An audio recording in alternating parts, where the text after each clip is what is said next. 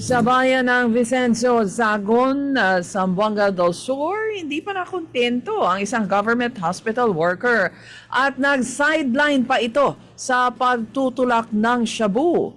Siya at ang dalawa niyang mga kasama ay naaresto ng PNP sa ikinasang anti-narcotics operation sa Barangay Cogon kung saan nabuwag din ang drug den. Sila ay nakatakdang kasuhan ngayong araw at tiyak sa kulungan magpapasko at bagong taon.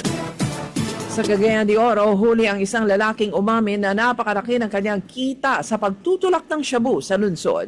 Sa ikinasang entrapment operation sa Barangay Gusa, nakuha sa suspect ang 13 million pesos na halaga ng shabu.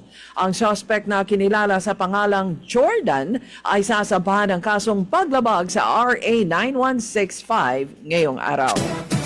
Sa Mati City, nailigtas ng PNP Women and Children Protection Center o PNP WCPC ang 11 mga kabataan na ginagamit sa online sexual activities.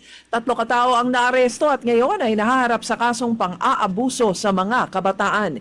Ito ang pinakamatagumpay na kampanya laban sa online sexual abuse o exploitation of children o OSAEC.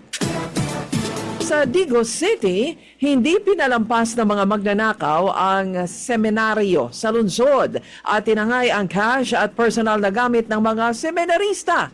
Sa report ng PNP, iniulat ni Father John Flor Mangrobang, ang director ng St. Paul II College Seminary of Digos sa Barangay Sinawilan, na sa pilitang binuksan ng mga suspect ang main office ng seminaryo. Natangay ang hindi matukoy na malaking halaga ng cash at bagong biling sapatos ng pari.